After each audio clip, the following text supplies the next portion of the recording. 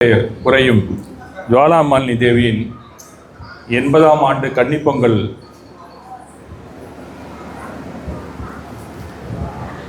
உற்சவம் தடையின்றி தொடர்ச்சியாக நடைபெற்றுக் கொண்டிருப்பதற்கு காரணமாக தமிழக மெய்யன்பர்கள் அனைவரையும் ஸ்ரீ ஆயிரத்தெட்டு மலிநாத சுவாமி ஜினாலய அறக்கட்டளையின் அலுவலர்கள் மற்றும் உறுப்பினர்கள் மற்றும் அனைத்து ஆண் பெண் இல்லறத்தார்கள் அனைவரது சார்பிலும் நான் வரவேற்று மகிழ்கிறேன். சரியாக சொன்னால் 85 ஆண்டுகள் பூர்த்தியாகிவிட்டன. இது சமீபத்தில் பழைய ஏடுகளை புரட்டும் போது கிடைத்த தகவல். இது அடுத்த ஆண்டு 86 இலக்கத்துடன் தொடங்க உள்ளது என்பதை உங்கள் அனைவருக்கும் தெரிவித்துக் கொள்கிறேன். இந்த வகையில் இந்த மன்னார்குடி சமணர் ஆலயமும் 1000 ஆண்டுகளை கடந்து அனைவருக்கும் அமைதியை அருளி கொண்டிருக்கிறது என்பதை இதன் தொன்மையே பறைசாற்றி கொண்டிருக்கிறது. இதன் கட்டுமானங்கள் ஒவ்வொரு காலகட்டத்திலும் கட்டப்பட்டு வந்துள்ளன. முதலில் கருவறையும் அதன் பின் அதே நேரத்திலே தர்மதேவி சன்னதியும் 100 ஆண்டுகளுக்கு பிறகு அடுத்து உள்ள ஒவ்வொரு கட்டுமானமாக கட்டி கொண்டு வந்திருக்கிறார்கள் என்பது அங்கே இருக்கக்கூடிய கல்வெட்டுகள் மற்றும் சான்றுகளை கண்டுதான் நாங்கள் அனைவருமே தெரிந்து கொண்டோம். அந்த அடிப்படையிலே இந்த அர்த்த மண்டபம், அபிஷேக மண்டபம் போன்றவைகள் துவங்கும் போது திரிகால தீர்த்தங்கரர் சன்னதியும் உடன் அங்கே அமைத்திருக்கிறார்கள். ரிஷபநாதருக்காக ஒரு தனியான சன்னதியும் பிற்காலத்திலே தோன்றியிருக்கிறது. இப்போ இந்த திருவுருவங்கள் அபிஷேக மண்டபம் கட்டின பிறகுதான் இந்த முகமண்டபம் இப்போ நீங்கள் எல்லாருமே அமர்ந்திருக்கிறீர்களே அந்த 3 சன்னதிகளும் பின்னால் விமானத்துடன் உருவாக்கம் பெற்று சில 100 ஆண்டுகளுக்கு முன் ஜுவாலாமாலினி மற்றும் பிரம்மதேவர் சேத்திரபாலகர் சன்னதியும் உருவாக்கப்பட்டுள்ளது அப்படிங்கிற செய்தியிலிருந்து இந்த ஆலயம் பலருக்கும் அவரவர் வாழ்க்கையிலும் நல்ல ஒரு அருளையும் பொருளையும் தந்து வழங்கி இருக்கிறது என்பதை நாம் உறுதியாக தெரிந்து கொள்ள முடியும். இல்லை என்றாலும் இது இன்னும் மென்மேலும் வளர்ந்து கொண்டே இருக்கும் என்பதையும் இங்கு அரங்கு நிறைந்த உங்கள் அனைத்து பக்தர்களையும் காணும்போது நன்றாகவே எல்லாருக்கும் விளங்கி இருக்கும். துவங்கிய காலகட்டம் தெரியவில்லை. ஆனாலும் 19ஆம் நூற்றாண்டிலே பிரம்மோற்சவம் இங்கே துவக்கப்பட்டிருக்கிறது. இடைப்பட்டதில் 1935 சில ஆண்டுகள் மட்டும் தடைபட்டு நின்றிருக்கிறது. பின்னர் மீண்டும் அந்த பிரம்மோற்சவம் தொடர்ச்சியாக மல்லிநாதர் அப்படிங்கிற ஒரு அறங்காவலர் இருக்கும்போது தொடர்ச்சியாக நடந்து கொண்டு இன்று வரை இந்த சென்ற மே மாதம் வரை நடந்து முடிந்திருக்கிறது என்பது அனைவரும் அறிந்த ஒரு விஷயம். இதற்கிடையிலே 1941 பி நாகராஜ முதலியார் அப்படின்னு சொல்லி இந்த ஊரை சேர்த்தவர், அவருடைய காலத்தில் தான் இந்த கன்னிப்பொங்கல் உற்சவம் உருவாக்கப்பட்டிருக்கிறது. அதற்கான வரவு செலவு கணக்குகளை கூட இப்போது ஒரு பேனரில் பிரிண்ட் பண்ணி போட்டிருக்கிறோம். அதை நீங்கள் பார்த்தா கூட தெரிஞ்சுக்கலாம்.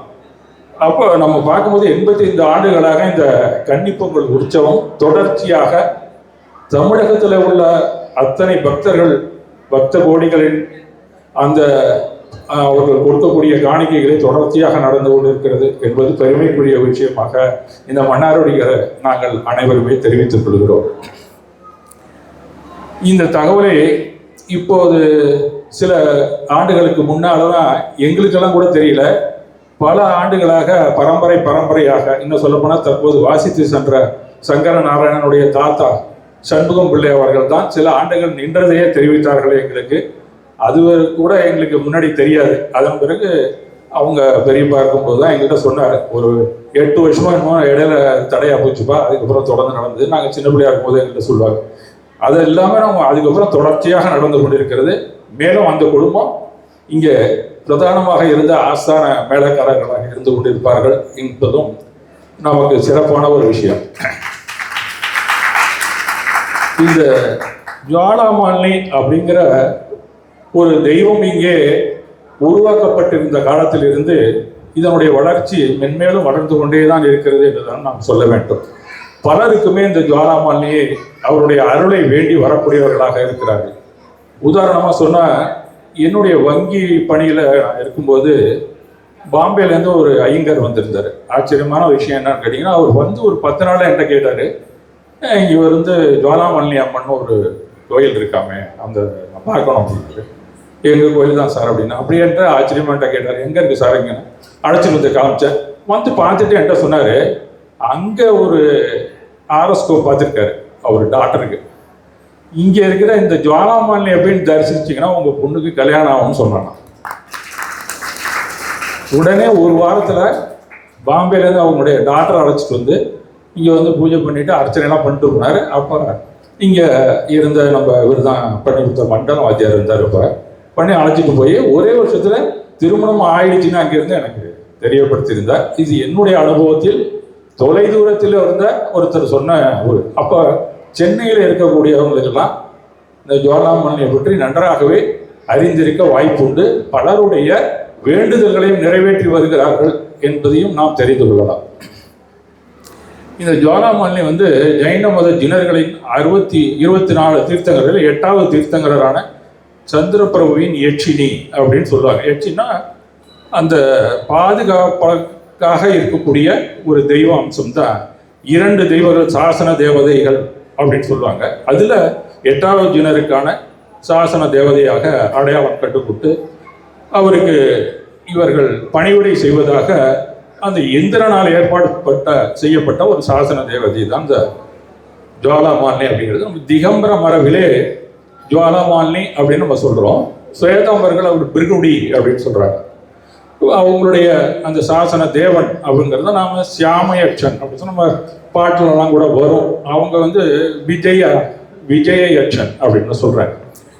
அந்த ஜுவாலாமாலினியை பற்றி ஜுவாலாமாலினி கட்பம் அப்படின்னு ஒரு அறியப்பட்ட ஒரு நூல் ஒன்று நார்த் இந்தியாவில் இருக்குது. அது வந்து கிபி 939ஆம் ஆண்டு ராஷ்டிரகூட கிருஷ்ணராஜர் ஆட்சி காலத்தில் ஒரு ஆச்சாரியார் இந்திரநந்தி என்பவரால் அந்த மந்திரம் இயற்றப்பட்டிருக்கிறது. அதில் ஜுவாலாமாலினிக்கான மந்திரங்கள் அதிகமாக தென்படுகின்றன அப்படிங்கிற குறிப்புகள் இப்போ நம்ம நெட்டில் பார்த்தா கூட அது குறிப்புகள் இருக்கின்றன. இது நம்ம மந்திரத்தில் கூட ஜுவாலாமாலினி மந்திரத்தில் அவருடைய பெயரும் வருகிறது. அந்த ஜுவாலாமாலியை அழைத்து பிரம்ம ராட்சசன் அப்படிங்கிற ஒருத்தன் இருந்திருக்கிறான். அவனை அழிப்பதற்கு ஹேலாச்சாரியார் அப்படின்னு சொல்லி ஒரு தவ முனி இருந்திருக்கார். அவர் இந்த ஜுவாலாமாலினியை உச்சாரணம் பண்ணி வசியம் செய்து அந்த ராட்சசனை அழித்ததாக ஒரு வரலாறும் அதே நூலிலே சொல்லப்பட்டிருக்கிறது. அப்படின்னா பிரம்ம ராட்சசன்லேயே மிக உயர்ந்த ஒரு சக்தியை பெற்றவன். அவனை அழிக்க இந்த தெய்வம் உதவி இருக்கிறது என்றால் நமக்கு தான் அதோட அருமை தெரியலன்னு நம்ம சொல்லணும். அந்த அளவுக்கு ஒரு உக்கிரமான எந்த ஒரு பெரிய ஒரு சக்தியையும் அழிக்கக்கூடிய ஒரு ஆயுதத்தை கொண்டிருக்கக்கூடிய ஒரு தேவதை ஜுவாலாமாலினி என்பதை நாம் தெரிந்து கொள்ள வேண்டும். ஜுவாலாமாலினி நம்ம இந்து புராணங்களில் கூட வருகிறது. வாயு புராணம், பிரம்மாண்ட புராணம், மத்தியஸ்த புராணம் அப்படின்னு சொல்லி இந்த ஜுவாலாமாலினியுடைய சக்தியை பற்றி அந்த புராணத்தில் கூட வருகிறது. ஏனென்றால் தேவலோகத்தில் இருக்கக்கூடிய ஒரு யட்சி அப்படிங்கும்போது கிட்டத்தட்ட தேவலோகத்தை பற்றி எந்தெந்த புராணங்கள் இருக்கிறதோ அதில் எல்லாமே இந்த பெயர்கள் வருவதற்கான வாய்ப்புகள் இருக்கின்றன. இந்த யட்சியை வந்து மந்திர சக்திக்கு யூஸ் பண்ணக்கூடிய அந்த மந்திரவாதிகள், தாந்திரிக மந்திரவாதிகள் நிறைய பேர் இருக்கிறாங்க. அதில் தான் ஒருத்தர் இந்த ஹேலாச்சாரியார் அப்படிங்கிற ஒரு திகம்பர முனி தான். அவர் தான் முத இந்த ஜுவாலாமாலியை எப்படி வசியம் செய்கிறது அப்படிங்கிற ஒரு டெக்னிக்கை எல்லாருக்குமே சொல்லி கொடுத்துருக்காரு.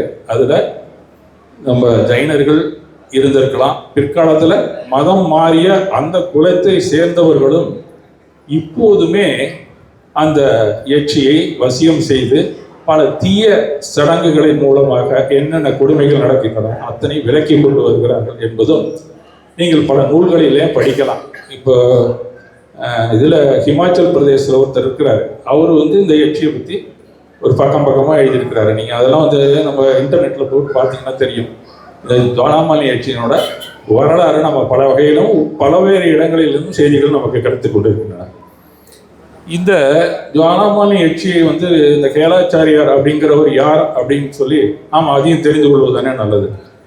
அந்த காலத்தில் இந்த மடாலயங்கள்லாம் தோன்றியது எப்பன்னு கேட்டிங்கன்னா, முகமதியர்கள் படையெடுக்கும் போது அப்போ வந்து 8ஆம் நூற்றாண்டு அந்த நேரத்தில் தான் படையெடுக்கும் போது நிர்வாண முனிவர்கள்லாம் வெளியில் வர முடியல. அவங்கெல்லாம் வந்தாக்க ஏதாவது ஒரு தொந்தரவு கொடுக்கறது, இல்லைன்னா அவனை பிடிச்சி அரெஸ்ட் பண்ணுறது, அந்த மாதிரி இருந்த காலகட்டம். இவங்கெல்லாம் வந்து ட்ரெஸ் போடணும் அப்படிங்கிறது மாதிரிலாம் ரொம்ப கட்டாயப்படுத்தியிருக்காங்க 8ஆம் நூற்றாண்டில். அப்போ உருவாக்கப்பட்ட ஜெயின குலத்திலே முதல்நிலை பக்தர்களாக இருந்தவர்களை தான் மடாதிபதிகளாக அந்தந்த ஏரியாவையும் உருவாக்கி இருக்கிறார்கள். அந்த இதிலே 3 விதமான சங்கம், கணம், கச்சம் அப்படின்னு சொல்லி 3 சங்கங்கள் இருந்திருக்கின்றன. அதில் அந்த கணம்ங்கிற மடாதிபதிகள் குரூப்பில் தான் இந்த கேலாச்சாரியார் அப்படிங்கிறவர் வருகிறார். அவரு தான் இந்த ஜுவாலாமணியை அதை பற்றிய முழு விவரங்களையும் தெரிவித்திருக்கிறார் அப்படிங்கிறது நம்ம வரலாற்று உண்மை. அதனால் இந்த பட்டாரங்கள் ஒரு குறிப்பிட்ட துறவற பரம்பரை அமைப்புகளான இந்த கணம், கச்சம், சங்கம் அப்படிங்கிற பரம்பரையை சார்ந்தவர்கள் இப்போ இருக்கிறவங்களும் அந்த பரம்பரையை சேர்ந்தவங்க தான் ஒவ்வொருத்தரும் ஒவ்வொரு குலமாக இன்றைக்கும் மடாதிபதிகள் இருந்து கொண்டிருக்கிறார்கள். தேவிக்கு புனிதமான அமானுஷ்ய சடங்குகளை முறைப்படுத்த தாந்திரிக ஆசிரியரான கேலாச்சாரியார் வேறு பல செய்திகளையும் அதில் குறிப்பிட்டிருக்கிறார். அவர் எப்படின்னா, ஆச்சாரியாருக்கு அடுத்தபடியாக இந்த பட்டாச்சாரியார்களுக்கு கேலாச்சாரியார்ங்கிறவர் தான் எல்லா மந்திரங்களும், அதுக்கு எப்படி பூஜைகள் செய்யணும் அப்படிங்கிறதெல்லாம் அவர் குறிப்பிட்டிருக்கிறார்கள். அவர் சாசன தேவதைகளின் சடங்குகளை முறைப்படுத்தி கல்வெட்டுகள் கூட நார்த் இந்தியாவில் இருக்கின்றன. அதில் பொன்னூர் மலையில் குந்தகுந்தர் அப்படின்னு ஒரு தவமணி இருந்ததாக வரலாறு இருக்கிறது. அவரும் ஒரு ஏலாச்சாரியார். அதாவது துறவிகளில் ஆச்சாரியர், உபாத்தியாயர், சர்வசாதாரணம் சொல்கிறோம்ல, இந்த ஆச்சாரியருக்கும் உபாத்தியாயருக்கும் இடைப்பட்ட ஒரு தவ நிலையில் இருந்தவர்கள் தான் இந்த ஏலாச்சாரியார். அதில் பொன்னூர் மலையில் வந்த குந்தகுந்தரும் ஒரு ஏலாச்சாரியார் தான். அதனால அந்த ஏலாச்சாரியாரை அவர் அங்கே இருக்கும் வரை அவரை பாதுகாத்து இருந்ததும் ஜுவாலாமாலினி அம்மன் தான். அதனால தான் இன்றைக்கும் அந்த பொன்னூர் மலையில் ஜுவாலாமாலினிக்காக இன்றைக்கு நினைக்கிற பூஜைகள் நடந்து கொண்டு தான் இருக்கின்றன. ஆக்சுவலாக நம்ம நமக்கு தெரிந்த வரைக்கும் சிம்மனகத்த அப்படிங்கிற இடத்துல ஜுவாலாமாலினி முக்கியமான கொண்டாடக்கூடிய இடத்துல இருக்கக்கூடிய ஒரு யதாஸ்தானமாக நாம் சொல்லிக் கொண்டிருக்கிறோம். அந்த சிக்மகளூர் தொகுதியில் இருக்கக்கூடிய நரசிம்மராஜபுரம் அப்படிங்கிறது தான் சிம்மனகத்த. சிம்மமும் அங்கே இருக்கக்கூடிய ஒரு பசுமாடும் ரெண்டும் ஒன்றாக இருந்ததாக ஒரு கதை. அந்த இடத்துல அகிம்சை நெறி இருந்ததுனால அந்த இடத்துல அவங்க இருக்கிறதாக ஒரு கதை. அதனால தான் சிம்மனஹட்டே அப்படிங்கிற பேர் கூட வந்திருக்கிறது. அந்த நகரத்துக்கு எப்போ வந்தது அப்படிங்கிற ஒரு ஆராய்ச்சியை நம்ம பார்க்க போனோம்னா, அதுக்கு முன்னாடி நூற்றுக்கணக்கான ஜனாலயங்களை கொண்டிருக்கக்கூடிய கர்நாடக மாநிலத்திலே ஹனோவர் அப்படிங்கிற ஒரு தாலுக்கா இருக்கிறது. அங்கே ஜெருசோப்பா அப்படிங்கிற ஒரு இடத்துல அங்கே தான் ஜுவாலாமாலினி இருந்ததாக வரலாறுகள் தெரிவிக்கின்றன. அதன் பிறகு தான் அந்த சிம்மனகத்தைக்கு வந்ததாக சொல்லப்படுகிறது. அது கிட்டத்தட்ட சொல்லப்போனால் 14-15வது நூற்றாண்டில் இந்த ஜெருசோப்பா தான் இருந்திருக்காங்க. அங்கே ஒரு மகாராணி சென்ன பைரவி அப்படின்னு சொல்லி இருந்திருக்காங்க. அவங்க ஒரு சதுரமுக ஒரு பெரிய ஒரு ஜனாலயத்தை கூட அங்கே கட்டியிருக்கிறாங்க. அவங்க வணங்கி கொண்டு இருந்திருக்கிறாங்க. அங்கே உள்ள யதாஸ்தானத்தில் அடிக்கடி ஃப்ளட்டு வந்துக்கிட்டே இருந்தது. அது பக்கத்துலேயே ஜாக் ஃபால்ஸ்ன்னு சொல்லிட்டு ஒரு பெரிய நீர்வீழ்ச்சி கூட இருக்குது. சாராவதின்னு சொல்லி ஒரு ஆறு, அந்த ஆற்றங்கரையில் இருக்கிறதுனால அடிக்கடி ஃப்ளட்டு பக்தர்கள் போக முடியல. ஒரு முறை ரொம்ப பக்தர்கள் வர முடியாத நிலையில் இருக்கும்போது அங்கே இருக்கிற ஒரு தவ ஒழுக்கத்தில் இருக்கக்கூடியவர்கிட்ட கனவுல சொல்லியிருக்கிறேன், இனிமேல் இந்த இடத்துல நான் இருக்கிறதுக்கு விரும்பலை, என்ன வேற ஒரு இடத்துக்கு வேற இடத்துக்கு என்னை மாற்றி அமைத்து விடுங்கள் அப்படின்னு சொன்னதாக வரலாறு. அவர் என்ன பண்ணியிருக்காரு, அவரை அந்த சிலையை சுமந்து கொண்டே இருந்திருக்கிறார். தென்பகுதியை நோக்கி செல்ல சொல்லியிருக்கு. அப்போ வந்துட்டு இருக்கும்போது பெனுகொண்ட அப்படிங்கிற ஒரு இடத்துக்கு வந்தோடனே அங்கேயே நான் இங்கே இருந்துக்கிறேன் அப்படிங்கிற மாதிரி அவர் கனவுல அன்னைக்கு சொல்லியிருக்கு. அதை விட்டு அவர் அகலாமல் அங்கே ஒரு சின்ன ஆலயத்தை அமைத்து அங்கே இருந்திருக்கிறார். அந்த பெனுகொண்டையில் தான் நம்ம லட்சுமி சேன பட்டாரகர் அப்படிங்கிற ஒரு மடமும் உருவாக்கி இருக்கிறது. பிற்காலத்தில் அங்கிருந்து டிரான்ஸ்ஃபர் ஆகி தான் இந்த என்ஆர்புரம் அப்படிங்கிற சிம்மனகட்டைக்கு வந்ததாக வரலாறுகள், ஜுவாலாமாலினியின் வரலாறை நம்ம பரட்டும் போது தெரிந்து கொள்ளலாம். இப்போ நாம் அங்கே இருக்கக்கூடிய ஜுவாலாமாலினியுடைய அம்சம்தான் இந்தியாவில் இருக்கக்கூடிய அத்தனை இடத்துலையும் அங்கங்கேயும் அவங்களுடைய அருள் இங்கே இருக்கக்கூடிய ஜுவாலாமாலினியின் வழியாக நமக்கு கிடைத்து கொண்டிருக்கிறது என்ற உண்மையை நாம் தெரிந்து கொள்ள வேண்டும். இதெல்லாம் இப்படி நடக்குமா அப்படின்னு சொன்னால், இப்போ இருக்கக்கூடிய அறிவியலில் எங்கேயோ ஒருத்தங்க பேசுனா எங்கேயோ நம்ம பார்க்குறோம். எங்கேருந்தோ ஒரு செய்தி அனுப்பிச்சோம்னா உலகம் பூரா நம்ம எங்கேயோ கேட்குறோம். அப்போ ஏன் அந்த யதாஸ்தானத்தில் இருக்கக்கூடிய அந்த சிம்மனகத்தைக்கு இங்கேருந்து மந்திரத்தனம் அனுப்ப முடியாதா என்ன? அதுக்கு ஒரே ஒரு ஒளி வாங்கியோ இல்லை ஒளி வாங்கியோ இங்கே இருக்கக்கூடிய ஜுவாலாமாலினியாகவும் இருக்கலாம் அப்படிங்கிற நம்பிக்கையை நமக்கு இன்றைக்கு அறிவியல் தந்திருக்கிறது.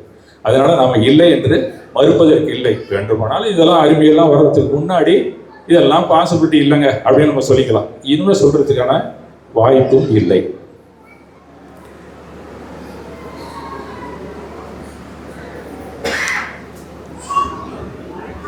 இது ஸ்வேதாம்பர் பிரிவில் பிருகுடி அப்படின்னு சொல்லி எல்லாருமே வணங்கி கொண்டிருக்கிறார்கள். அவர்களுக்கு ஆசையை வழங்கக்கூடிய ஒரு தெய்வமாக வணங்குகிறார்கள். ஸ்வேதாம்பரம் அவர்கள் அதிகமாக நிதி ஆதாரம் தனக்கு வேண்டும் என்றால் ஜுவாலாமாலினியை வணங்கக்கூடிய ஒரு மரபு, பிருகுடியை வணங்கக்கூடிய மந்திரங்களும் அங்கே அதிகமாக இருக்கின்றன. இது மன்னார்குடியில் ரொம்ப நாளாக இருக்கிறவங்களுக்கு தெரியும். இங்கே ஜஸ்ராஜன் ஒருத்தர் தெரியுமா உங்களுக்கு? யாருக்கும் தெரிஞ்சிருக்கலாம். அவருடைய மகன் ஜவஹர்னு சொல்லிட்டு இங்கே பத்மாவதி அம்மனுக்கு கூட எல்லா இதுவும் பண்ணார். ஜவஹர் ஜெய் தெரியுமா உங்களுக்குலாம்? மறந்துருக்கலாம். என்னோட கிளாஸ்மேட் அவன் நம்ம ரெகுலராக இங்கே கோயிலுக்கு வந்துட்டு இருப்பாங்க. அப்போ வரும்போது அவங்க அப்பா தான் சொல்கிறார், ஜுவாலாமாலினியை கும்பிட்டீங்கனாலே நீங்கள் எல்லாருமே வசதியாகிடுவீங்க இந்த ஊரில் அப்படின்னே சொல்லிட்டு இருப்பார். எப்படிங்க அப்படின்னு சொன்னால், நீங்கள் நினச்சிட்டு இருக்கீங்க நீங்கள் மற்ற தெய்வங்களெல்லாம் நீங்கள் கும்பிட வேண்டாம், திருப்பதி கூட போக வேண்டாம், இங்கே இருக்கிற ஜுவாலாமாலினிக்கு மந்திரம் இருக்குது நான் தரேன், அதை நீங்கள் எல்லாரும் படிச்சிங்கனாலே உங்களுடைய நிதி ஆதாரம் கண்டிப்பாக மேலே போகும் அப்படிங்கிறது அந்த ஸ்வேதாம்பர்கள்ட்ட ட்ரிக்கிங் இருந்து கொண்டு இருக்கிறது. அதற்கான மந்திரங்களையும் அவர்கள் பயன்படுத்தி கொண்டு இருக்கிறார்கள். அது மட்டும் இல்லை, அறிவுக்கான ஒரு தெய்வமாக எல்லோரும் கருதுகிறார்கள். ஏன்னா சமண மதத்திலே 16 வித்யா தேவியர்கள் இருந்திருக்கிறார்கள். அந்த 16 வித்யா தேவியர்கள் இந்த 24 சாசன தேவியர்களில் 16 அறிவு சாசன தேவதைகளும் இருக்கிறார்கள். அதில் ஒருவர் ஜுவாலாமாலினி அப்படிங்கிறது குறிப்பிடத்தக்கது. அதனால நாம படிக்கணும், அறிவை வளர்த்துக்கணும்னா கூட இந்த ஜுவாலாமாலினி தான் நம்ம வணங்கணும். அதற்கு மேல நமக்கு என்ன தீமைகள் நடக்கின்றனவோ, நமக்கு என்ன கெடுதல்கள் நடக்கின்றனவோ அத்தனையிலிருந்தும் நமக்கு நிவர்த்தி ஏற்பட வேண்டும் என்று கருதினால் இதே ஜுவாலாமாலினியை தான் நாம் வணங்க வேண்டும். இதெல்லாம் நம்பிக்கையின் அடிப்படையில் நடப்பது. ரிசல்ட் வந்தால் தான் நம்புகிறேன் அப்படின்னு சொல்லி முன்னாடியே இறங்கக்கூடாது. நம்பிக்கையோடு இறங்கி நமக்கு ரிசல்ட் கிடைக்கும் அப்படின்னு நினச்சா கண்டிப்பாக கிடைக்கும். ஆனால் முன்னாடியே அறகுறையோடு நாம் எந்த ஒரு பூஜையோ புனஸ்காரத்தையோ நாம் தொடக்கக்கூடாது அப்படிங்கிறது பல நெடுங்காலமாக நமக்கு முன்னாடி இந்த பரம்பரையினர் நமக்கு தெரிவிச்சிருக்கிறார்கள். அந்த அடிப்படையிலே நாம் அப்படியே தான் நம்ம பயணிக்கணும்.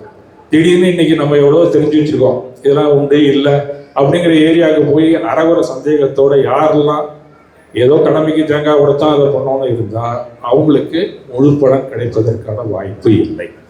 அப்படிதான் ஏலாச்சாரியார் தன்னுடைய நூலிலே குறிப்பிட்டிருக்கிறார். நான் சொல்லலைங்க. அதனால எந்த அளவு அதில் ஜுவாலாமாலினி அம்மனுக்கு யார் விரதியாக இருக்கிறார்களோ, முதல்நிலை பக்தர்களாக ஜுவாலாமாலினி அருளுவது உண்ணாவிரதத்தை யார் ஏற்றுக்கொள்கிறார்களோ அப்படின்னு தான் ஒரு குறிப்பு இருக்கு. உபவாசம் எடுக்கணும் 15 நாட்களுக்கு ஒரு நாள். அந்த மாதிரி ஒரு விரதத்தை நீங்கள் எடுத்துக்கிட்டீங்கன்னா கண்டிப்பாக உங்களுக்கு வேண்டிய அருளை அவர் வணங்குவார். அது மட்டும் இல்லை, எப்போ நீங்கள் ஜுவாலாமாலினியை வணங்கணும்னாலும் சந்திரபிரப தீர்த்தங்கருக்கு நீங்கள் அர்ச்சனை பண்ணணும், அவருக்கு வேண்டிய மந்திரங்களெல்லாம் சொல்லணும், அஷ்டங்களெல்லாம் சொல்லணும், அஷ்டகத்தெல்லாம். அதன் பிறகு தான் நீங்கள் ஜுவாலாமாலினியை வணங்குறோம். அந்த ஆர்டரையும் ஜுவாலாமாலினி தேவி விரும்புகிறாள் அப்படின்னு தான் நூல்களெல்லாம் குறிப்பிருக்கு. அதனால நம்ம ஸ்ட்ரைட்டாக வந்தோடனே நேராக அங்கே சல்யூட் எடுத்துட்டு அப்படியே போனோம்னா ஒரு புண்ணியமும் கிடையாது. முதல்ல மல்லி தீர்த்தங்கரர் வணங்கணும், சந்திரபிரபு தீர்த்தங்கரர் வணங்கணும். அதன் பிறகுதான் அங்கே போனால் அந்த கேட்டே திறந்துருக்கும். உங்களுக்கு தெரியாது இதெல்லாம். அதனால என்னைக்கு சந்திரபிரபு தீர்த்தங்கரர் வணங்குறதுக்காக தான் ஜுவாலாமாலினிக்கு தலைக்கு மேலே ஒரு சந்திரபிரபு தீர்த்தங்கரரை வைத்து வணங்கி கொண்டு இருக்கிறோம். அவரு தலைக்கு மேலே இருக்கிறாருன்னா என்ன அர்த்தம்? அவங்க தலையில தூக்கி வச்சுக்கிட்டு இருக்காங்க அந்த கடவுளை அர்த்தம். அவரை வணங்கி விட்டு அதன் பிறகு ஜுவாலாமாலினியை நீங்கள் வேண்டினாலும் வேண்டா விட்டாலும் அவர் நன்மை செய்வார் அப்படின்னு தான் குறிப்புகள் இருக்கின்றன.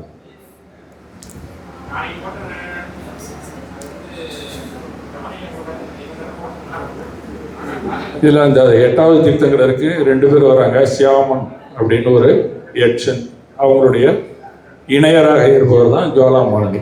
அது நம்ம சாசன தேவதைகள் 24 பேருக்கும் இருப்பாங்க.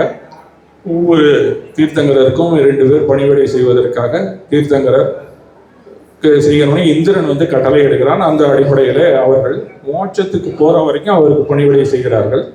அதன் பிறகு அவங்க யார் யாரெல்லாம் ஜன தர்மத்தை கடைபிடிக்கிறார்களோ அவர்களுக்கு உதவியாக இருக்கிறார் அப்படிங்கிறதுக்காக ஏற்பாடுதான் 24 தீர்த்தங்கள் இருக்கும். 48 சாசன தேவதேவர்கள். அதில் 8வது வரக்கூடியவர் அந்த சியாமனும் அந்த ஜுவாலாமானி யட்சியும் தான் அப்படிங்கிறத நாம் தெரிந்து கொள்ள வேண்டும். பிரகாசமான ஜொலிக்கின்ற மாலைகளை அணிந்த இந்த தேவி ஜுவாலாமானி என்றே அழைக்கப்படுகிறார். ஏன்னா ஜுவாலா அப்படின்னு சொன்னால் நெருப்பு அப்படின்னு எல்லாருக்குமே தெரியும். மிக அதிகமான அளவில் வழங்கப்படும் இந்த யட்சி ஜுவாலாமானி தேவி இவர் மந்திரம் தந்திரம் ஆகியவற்றிற்கு உரியவளாகவும் பகைவர்களிடம் இருந்து ரட்சிப்பவன் என்றும் சொல்லப்படுகிறது. இந்த பிரதிஷ்டா சாரோத்திரம் அப்படின்னு சொல்லி ஒரு நூல் இருக்கு. அதில் ஜொலிக்கின்றவர்களே, எருமையை வாகனமாக உடைய தேவி, வெண்ணிற ஆடையை கொண்டவளே, என் கரம் கொண்டு அவற்றில் வஜ்ரம், திரிசூலம், பாசம், வில் முதலியவற்றை தரித்திருப்பவளே அப்படிங்கிற குறிப்பு வருகிறது. இதில் இருக்கக்கூடிய அந்த ஆயுதங்கள் என்னென்ன இருக்கிறதோ அதே அளவில் தான் மன்னார்குடி கோயிலில் அதை உருவாக்கி இருக்கிறார்கள். ஒவ்வொரு இடத்துல வெவ்வேறு ஆயுதங்களும் இருக்கின்றன. ஆனால் இந்த பிரதிஷ்டா கரோத்தரம் அப்படிங்கிற எந்த நூல் எந்த மந்திரத்தில் இருக்கோ அதை அஷ்டாயுத பூஜை அப்படின்னு சொல்லி நாளைக்கு செய்வார் வாத்தியார் வந்து அந்த வஜ்ர பஞ்சர ஆதராதனை வருவது. அந்த 8 ஆயுதங்களை மன்னாரில் இருக்கக்கூடிய தெய்வத்துக்கு இருக்கிறது. சில ஊரில் அந்த 8க்கும் மாறுபாடாகவும் இருக்கும். அதுக்குள்ள மந்திரம் வேற இருக்கணும், அவதை அதுக்கு உச்சரிக்கணும் அப்படிங்கிற மாதிரி சொல்லப்படுகிறது. இதில் இருக்கக்கூடிய அந்த மந்திர பிரதிஷ்டா விதானம் அப்படிங்கிற ஒரு நூலில் இதை பற்றி கையில் இருக்கிறதெல்லாம் என்னென்ன அப்படின்னா சக்கரம், பாசம், கேடயம், திரிசூலம், கத்தி, அம்பு, வில், மீன் ஆகியவற்றை ஏந்தியிருப்படும். மீனுக்கு பதிலாக கொடி இருக்கும். சில இடத்துல மீன் கொடி கையில் இருக்கிற மாதிரி இருக்கும். அது ஜென்ரலாக சில இடங்களில் மீன் அப்படிங்கிறது காமிக்காம இந்த மாதிரியும் இருக்கக்கூடிய இடங்கள். இப்போ தஞ்சாவூர் ஆணையமாக மீன் கொடி இருக்குன்னு நினைக்கிறேன். பொதுவாகவே ஜனநாயகத்தில் இருக்கக்கூடிய சாசன தேவதைவர்கள் எல்லாருக்குமே வரம் தரும் இயல்புடையவர்கள் என்பதை குறிப்பதற்காக வரத முத்திரையையும் அவ்வரத்தில் இன்பமே உண்டாகும் என்பதை குறிக்க பழத்தையும் ஏந்தியிருப்பார்கள் அப்படின்னு சொல்லி குறிப்பிடப்படுகிறது. கையில் ஏந்தும் ஆயுதங்கள், இப்போ நம்ம எவ்வளோ ஆயுதங்கள் இருக்கு அப்படின்னு சொல்லி பார்ப்போம். அதுக்கெல்லாம் வெளிப்பார்வையில் ஆயுதங்களாக இருப்பினும் நுண்பொருள்களை உணர்த்துவதற்காகவே உள்ளது அப்படின்னு ஒரு விளக்கம் கொடுக்குறாங்க. அவர் கையில் வாள் வச்சிருந்தா அஞ்ஞானத்தை அகற்றும் ஞான வாளாகவும், கையில் சக்கரம் இருந்தால் இடையராத நற்சிந்தனையை சுழற்றி கொண்டிருப்பதாகவும், தாமரை வைத்திருந்தால் அறிவின் மலர்ச்சியையும், ஜெபமாலை இருந்தால் தவத்தில் ஈடுபடுதலையும், இந்த பாசம்னா பாசம் ஒரு கயிறு மாதிரி கையில் இருக்கும் பார்க்கலாம். இப்போ நம்ம பத்மாவதி அம்மனுக்கு கூட கையில் இருக்கும், லெஃப்ட் ஹேண்டில் இருக்கும். அந்த மாதிரி இருக்கக்கூடியது வச்சிருந்தா விடுதலை பெற வேண்டியதாகவும், பாம்புகள் கையில் பாம்பு மாதிரி கையில் ஒரு ஆயுதம் இருக்கும், அது பார்த்தா யோகத்தில் ஈடுபடுதலையும், வில் அம்பு ஜுவாலாமணி கையில் இருக்கிறது புறப்பகைகளை வெல்லுதலையும், கையில் கேடயம் இருக்கும் ஒரு கையில் பார்த்தீங்கன்னா தற்காத்து கொள்வதையும், மாதுளங்கனி கையில் வச்சிருப்பாங்க ஒரு கையில் நம்ம பார்க்கலாம். அது பெரிய விஷயங்களை உள்ளத்தில் தேக்கி வைத்துக் கொள்வதற்கும் குறிப்பாக உணர்த்தப்பட்டிருக்கிறது அப்படிங்கிறது தான் நம்மளுடைய அகிம்சை மதத்திலே கொள்கிறார். அதனால கையில் இருக்கிற ஆயுதத்தால் எல்லாரையும் தாக்குவாங்க, போர் புரிவாங்கிற அர்த்தத்தில் இல்லை அப்படிங்கிறத நம்ம தெரிந்து கொள்ளலாம். இதெல்லாம் புரிஞ்சுக்கிறதுக்கான ஒரு குறியீடு தான் கையில் இருக்கக்கூடிய ஆயுதங்கள். இதெல்லாம் நம்ம தெரிஞ்சுக்கிட்டோம். இங்கே இந்த பக்கத்தில் இருக்கக்கூடிய 8 விதமான ஆயுதங்கள் கையில் வச்சிருக்கிறது. சில இடத்துல கொஞ்சம் மாற்றம் இருக்கிறதாகவே சொல்லப்படுகிறது. எல்லா இடத்துலையும் இதே மாதிரி இல்லை. இதற்கு முக்கியமாக செய்யக்கூடிய இந்த ஆராதனை அப்படின்னு சொன்னால் வஜ்ர ஆராதனை தான் எல்லாருமே சொல்லுகிறார்கள். அது என்னன்னா வஜ்ரம் அப்படின்னு சொன்னால் எல்லாரும் தெரிஞ்சிட்டு இருக்கலாம். ஏன்னா இந்திரன் கையில் வச்சிருக்கிறது வஜ்ராயுதம் அப்படின்னு சொன்னால் இருக்கிறதுலே கடினமான ஒரு பொருளுக்கு பேர் தான் வஜ்ரம். வைரம் கூட சொல்லலாம், எஃகு அது கூட சொல்லலாம், ஒரு பாறையை சொல்லலாம். அந்த மாதிரி எது கடினத்தன்மை அதிகமாக இருக்கிறதோ அதுதான் வஜ்ரம் சொல்லுவாங்க. அந்த மாதிரியான ஒரு வஜ்ரத்தில் நமக்கு ஒரு சட்டை தைச்சு போட்டு கொடுத்தா எப்படி இருக்கும், அதான் பஞ்சரம், ஒரு கூடு. அந்த மாதிரி அந்த மந்திரத்தை சொல்ல நம்ம சுற்றி அந்த மாதிரி ஒரு வஜ்ர கூடு உருவாகணும், கவசம். அதை நம்ம உருவாக்கணும்னா அந்த மந்திரத்தை சொல்லிட்டு இருந்தே போதும், நமக்கு எந்த வியாதியோ எதிரிகளில் இருந்து எந்த தொந்தரவோ வராது அப்படிங்கிறத நிலைநிறுத்துவதற்கான ஒரு ஆராதனை தான் நம்ம மன்னார்குடியில் தொடர்ச்சியாக சில ஆண்டுகளாக நடந்து கொண்டிருக்கிறது அந்த வஜ்ர ஆராதனை. அதை நிறைவேற்றுவதற்காக ஒவ்வொரு ஆண்டும் ஒவ்வொரு வாத்தியார் வருங்க. இப்போ நம்ம ராஜேந்திரன் சார் வந்திருக்கார், நாளைக்கு அவர் வந்து கண்டிப்பாக செய்வார். நாம் அந்த பூஜைகளை நாம் கலந்து கொண்டு அந்த நன்மையை நாம் பெற வேண்டும் என்பது என்னுடைய வேண்டுகோள். இப்போ நம்ம ஜுவாலாமாலினி அப்படின்னு சொல்கிறோம், அவங்களுக்கு பிறவி சுழற்சி உண்டு. நாம் எப்படி பிறக்கிறோமோ மீண்டும் மடிந்து விடுவோம். அதே மாதிரி ஜுவாலாமாலினி அப்படிங்கிற தேவிக்கு இப்போ ஒரு ஜுவாலாமாலினி இருந்தாங்கன்னா அவங்களுக்கும் ஆயுள் உண்டு, அவங்க மறைந்து விடுவார். அப்போ இந்த சுவாமி எப்போ நாளைக்கு இருக்கும், அதுக்கப்புறம் இருப்பாங்களா இல்லையா அப்படின்னு ஒரு சந்தேகம் நம்ம பார்க்கணும்ல இல்லையா? ஜுவாலாமாலினி ஆயுள் உண்டுனா சந்திரபுர தீர்த்தங்கிற காலத்தில் இந்த ஜுவாலாமாலினி இன்னுமா இருப்பாங்க? அவங்க செத்து போயிருந்தா எதுக்கு நம்ம கூப்பிடணும் அப்படின்னு ஒரு சந்தேகம் வரும். அப்படி இல்லை, ஜுவாலாமாலினிங்கிற தேவி போனால் அவங்களுக்கு ஆயுள் முடியும் போது இன்னொருத்தர் ஜுவாலாமாலினியாக பிறப்பார்கள். இந்த சாசன தேவதைகள் 24 தேவதேவியர்கள் இருக்காங்கல்ல, அவங்கெல்லாம் மறைந்த பின் அடுத்த சாசன தேவதைகள் அந்த போஸ்ட் மாதிரி அது ஜுவாலாமாலினிங்கிற போஸ்ட்டுக்கு அடுத்த ஆள் போய் உட்காந்துருவோம். அதனால நாம் தொன்று தொட்டு எத்தனை கோடி வருஷத்துக்கு வேணாலும் வணங்கி கொண்டே இருக்கிறோம். அதே பண்போடு இப்போ சீஃப் மினிஸ்டர் இருந்தாருன்னா அவர் போனால் இன்னொருத்தர் வந்து உட்காந்துருவார். அவர் என்ன அரசாளனமோ என்ன நலன்கள் செய்யணுமோ என்ன சேவை செய்யணுமோ அவங்க செஞ்சுட்டு இருப்பாங்க. செய்கிறாங்களா இல்லையோ அந்த போஸ்ட்டில் உட்கார வச்சிடறோம்ல. ஆனால் அது மாதிரி இல்லை, இந்த போஸ்ட்டு கண்டிப்பாக செய்வார். அதனால நாம் இருக்காங்களா இல்லையா அப்படிங்கிற ஒரு சந்தேகம் நமக்கு தேவையில்லை. ஏன்னா பிறவி சுழற்சி உண்டு அவங்களுக்கு. அந்த மாதிரி இருக்கக்கூடிய இப்போ இருக்கக்கூடிய அந்த ஜுவாலாமாலினியின் வரலாறை மட்டும் சொல்லிவிட்டு என்னுடைய உரையை முடித்துக் கொள்கிறேன். சந்திரபிரபா சுவாமியின் சமோசனத்திலிருந்து விகாரமாக அறவுபதேசம் செய்கிற காலத்தில் அங்கே தோன்றி வந்த இந்த ஜுவாலாமாலினி, அதன் பிறகு சில ஜுவாலாமாலிகள் வந்திருக்கலாம் அப்படிங்கிற குறிப்புகள் இருக்கின்றன. இல்லை அதே ஜுவாலாமாலி தான் இன்னும் இருக்கிறார்கள் அப்படிங்கிற குறிப்பும் சில நூல்கள் இருக்கின்றன. ஆனால் எல்லா நூல்கள்லையுமே ஜுவாலாமாலினி போனால் இன்னொரு ஜுவாலாமாலினி வந்துடும் அப்படிங்கிறது அந்த குறிப்பாக அந்தந்த நூல்களையும் இருக்கின்றன. அந்த அடிப்படையில் ஒரு ஒரு சோமப்பிரபன் அப்படிங்கிற ஒரு வைசியனுக்கு அவன் மனைவியாக அனந்தமதிக்கு பெண்ணாக பிறக்கிறாள் கனக மஞ்சரி அப்படிங்கிற ஒரு பெண். இப்போ சுவேதாம்பரம் எடுத்துக்கிட்டிங்கன்னா அதில் கனக மாலா அப்படின்னு போட்டிருக்கு, காஞ்சன மாலை அப்படின்னு ஒரு நூல் இருக்குது. நம்மளுடைய இங்கே இந்த பக்கத்தில் வழக்கத்தில் இருக்கிறதுல அவங்களுக்கு பேர் கனக மஞ்சரி அப்படின்னு மூணுமே ஒரே ஆளெல்லாம் குறிக்கப்படுகிறது. வெவ்வேறு பிரதேசத்தில் இருக்கிறதுனால அந்த பேர் மாறுபடுகிறது, அவ்வளோதான்.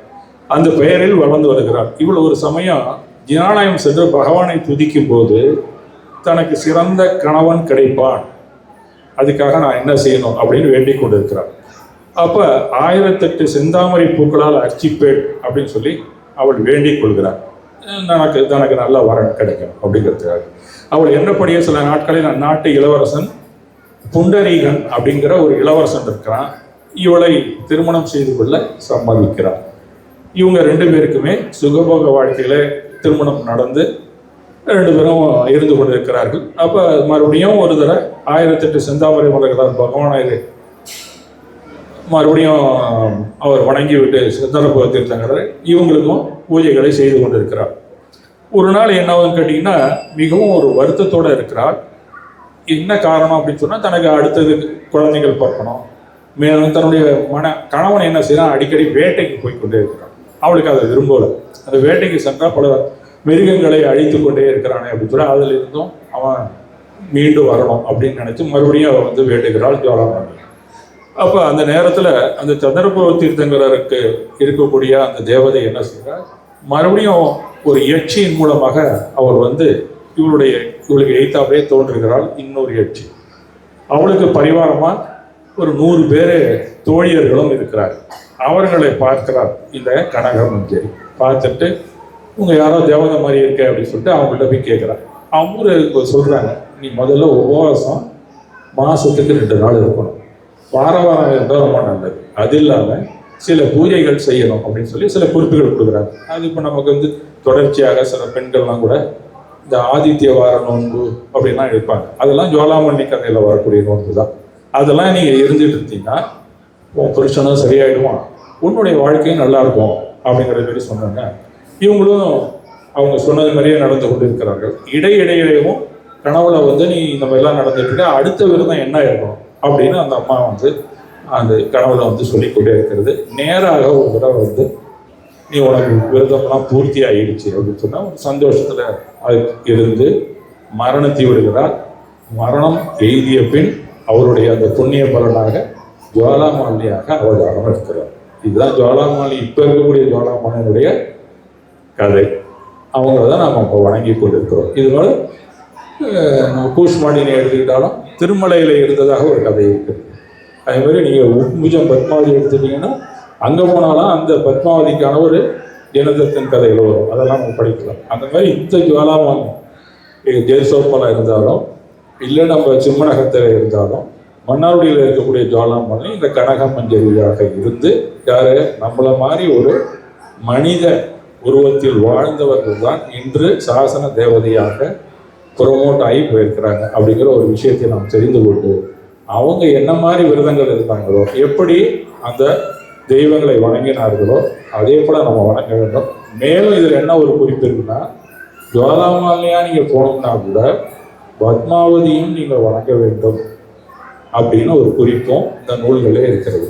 அதனால் நம்ம ஜுவாலாமாலினியை கும்பிட்டா நம்ம தேவனா போனோம் தேவாலயா போனோம்னா பத்மாவதிக்கும் நாம் கும்பிட்டு கொண்டு தான் இருக்கணும். அந்த பத்மாவதிக்கு எப்போ கும்பிட்றதுன்னா வெள்ளிக்கிழமை விரதம் இருக்கணும், ஜுவாலாமாலினிக்கு ஞாயிற்றுக்கிழமை விரதம் இருக்க வேண்டும் அப்படிங்கிற குறிப்பும் அதிலே இருக்கிறது. அந்த அடிப்படையிலே நாம் தொடர்ந்து அவன் அந்த விரதத்தை அனுசரித்தால் ஜுவாலாமாலினி அருள் நமக்கு கிடைக்கும் என்று சொல்லிக்கொண்டு இவ்வளோ நேரம் அமைதியாக இருந்து இந்த உரையை கேட்ட அனைவருக்கும் நான் நன்றியை தெரிவித்துக் கொள்கிறேன். மிக்க நன்றி.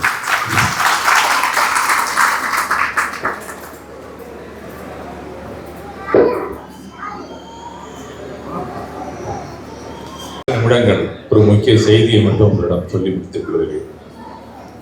ஏன்னா இந்த வரலாறு ஜுவாலாமாலினிக்கு ரொம்ப முக்கியமான ஒரு வரலாறு. ஆக்சுவலாக நான் அதை மறந்துட்டேன். ஒரு 2-3 நிமிஷத்துலேயே நான் அதை சொல்லி முடிச்சிடுறேன். எல்லாருக்குமே தெரிஞ்சிருக்கலாம், சம்பந்தபத்திர ஆச்சாரியார் அப்படின்னு ஒருத்தர் இருந்திருக்கிறார். ரொம்ப பேருக்கு தெரிஞ்சதுன்னா சம்பந்தபத்திரர் அப்படிங்கிற பேர் நம்மளுடைய தமிழகத்தில் கூட இப்போ சில சாஸ்திரியார்கள்லாம் இருந்திருக்காங்க, உங்களுக்கு தெரிஞ்சிருக்கலாம். அவர் எங்கே பிறந்தார்னு கேட்டிங்கன்னா தமிழகத்தில் சோழ நாட்டில் இருக்கிற உறையூரில் பிறந்தவர் தான். ஆக்சுவலாக அவருடைய பர்த் பிளேஸு இங்கே தமிழ்நாட்டில் உறையூரில் தான் பிறந்திருக்கிறார். அவர் அங்கே வந்து ஒரு நாகர்குல சோழ மன்னன் அப்படிங்கிறவனை வர்மன் அப்படிங்கிற ஒரு இளைய மகனாக இருக்கிறார். அவருக்கு வந்து சமண மதத்தின் மேலே ஒரு ஆர்வம். அவர் என்ன பண்ணிட்டாரு, ஒரு முனிவர்கிட்ட போய் நான் சமண மதத்தில் சேர்ந்துக்கிறேன் அப்படிங்கிற மாதிரி சொல்கிறார். அவர் சரின்ட்டு அவரை வந்து சீடனாக ஏற்றுக்கொண்டுகிறார். அவர்கிட்ட இருந்துகிட்டு இருக்க காலத்தில் இவருக்கு உடல்நிலை இல்லை திடீர்னு என்னென்னா இந்த ஹைப்பர் அசிடிட்டி அப்படின்னு சொல்லுவாங்க. இப்போல்லாம் இந்த கேஸ்ட்ரோஎன்டராலஜிஸ்ட் படிச்சுன்னா அந்த மாதிரி யானை தீ அப்படிங்கிற ஒரு நோய் வந்து விட்டது. சாப்பிட்டுக்கிட்டே இருக்கணும், சாப்பாடை நிறுத்தினாக்கா அவ்வளோதான், வயிறு கபகபன்னு எரியும். அந்த மாதிரி ஒரு நோய் வந்துருக்கு. அவரால் சமாளிக்க முடியல. அவர் என்ன பண்ணிட்டாரு, எனக்கு சலையனா கொடுத்துருங்க, நான் வந்து சலையனா ஏற்று நான் என்னுடைய மரணிச்சுக்கிறேன் அப்படிங்கிறது மாதிரி முனிவர்கிட்ட கேட்குறாரு. அவர் உடனே சொல்கிறாரு, இல்லை உனக்கு சலையனா இப்போ கொடுக்க முடியாது, நீ அந்த உடல்நிலை சரியில்லை, அது சரி பண்ணிட்டு வா.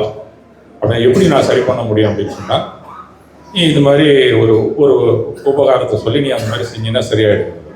உடனே காசிக்கு போயிடுறாரு. காசிக்கு போய் ஒரு அங்கே இருக்கக்கூடிய ஒரு சிவன் கோயிலுக்கு போகிறார். அங்கே என்ன காசியில் நிறைய படைச்சிக்கிட்டே இருப்பாங்க. அது ஒரு பீமலிங்கம்னு சொல்லிட்டு பெரிய லிங்கம், அதுக்கு படையல் போட்டுட்டு அதுக்கு அந்த லிங்கத்துக்கு பின்னாடி போய் உட்காந்துருவார். அவங்க கொண்டாந்து வைக்கிறாங்கல்ல ஆகாரங்கள்லாம், பிரசாதம்லாம், அதெல்லாம் சாப்பிட்டுட்டே இருப்பார். இது மாதிரி ரொம்ப நாளாக சாப்பிட்டுட்டே இருந்திருக்கிறாங்க. அவர் நோய் குணமாயிடுச்சு. அந்த காசி அரசனுக்கு என்னடா கொண்டு வந்து வைக்கிறதெல்லாம் சாப்பிட்டுட்டு இருந்து திடீர்னு கொஞ்ச நாளாக சாப்பாடு மிச்சம் ஆக ஆரம்பிச்சிருச்சு. இந்த பிரசாதம் இவ்வளோ நாள் சாப்பிட்டு இருந்த சாமி ஏன் இப்போ சாப்பிடல அப்படின்னு கண்டுபிடிச்சிடலாம். கண்டுபிடிச்சி ஒரு ஸ்பை மாதிரி போட்டு யார் ராகுனா இந்த ஒரு சம்பந்தபத்திரம் இருக்கிறத கண்டுபிடிச்சிடறாங்க. கண்டுபிடிச்சோன்னா அந்த உள்பக்கமாக தா போட்டு இருக்கிறாரு. வெளியில் வந்தால் பிடிச்சி அவளை சிறைச்சேதம் செஞ்சுருங்க அப்படிங்கிறது மாதிரி ஏற்பாடுகள் நடக்கின்றன. உடனே இவருக்கு தெரிஞ்சு போய் உள்ளே இருந்து சந்திரபுர தீர்த்தங்கருக்கு தியானம் பண்ணிட்டு இருக்காரு. ரொம்ப நேரமாக சொல்லிகிட்டே இருக்காரு. அப்போ ஜுவாலாமாலினியையும் சந்திரபிரபை அச்சியை வணங்குவதாக அந்த வரலாற்றிலே தெரிவித்தது. இப்போ சமீபத்தில் வந்த புத்தகங்களில் ஜுவாலாமாலினியை வணங்குவதை விலக்கி இருக்கிறார். ஏன்னா இப்போ கொஞ்சம் ஒரு பாலிடிக்ஸ் மாதிரி போயிருக்கு. அதில் அவர் வணங்கி கொண்டிருந்ததுனால கதவை உடைச்சிட்டு வரும்போது அந்த சிவலிங்கமே இரண்டாக பிளந்து ஒரு சூரிய ஒளி மாதிரி வந்துதான். எல்லாருக்குமே கண்ணு சரியா தெரியலையா, அப்படியே கண்ணாகி நின்றுட்டாங்க. அந்த ஒளி பிழம்பு அப்படிங்கிறது ஜுவாலாமாலினிட்டேருந்து வந்தது தான் அப்படின்னு அந்த கதையில் எழுதியிருக்கிறார்கள். அந்த அளவுக்கு பக்தர்களுக்கு வேண்டுகின்ற வனங்களை அவர்களை எப்போதுமே காப்பாற்றக்கூடிய ஒரு சாசன தேவதை அந்த ஜுவாலாமாலினி என்று தெரிந்து கொள்ள வேண்டும் அப்படிங்கிறதுக்காக இந்த கதையை சொல்லியிருக்கிறேன். அடுத்த நிகழ்வு